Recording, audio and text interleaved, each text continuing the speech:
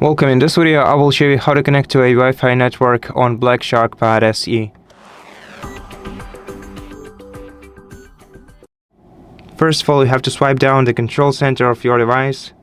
Then here, you're gonna have to tap on Internet tile, select your Wi-Fi network, the one that you want to connect to, and enter the password to it. Once the password is entered, you just have to tap OK and wait until you are connected. To check your connection info, you have to tap the gear icon next to your Wi-Fi network right here.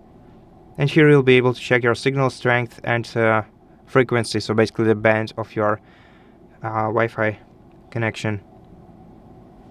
You can enable or disable auto connect feature, and that's basically it. From now on, you are connected to this Wi-Fi network. Thank you for watching this video. If it helped you, please consider subscribing to our channel, leave us a like in the comment below, and I'll see you in the next one.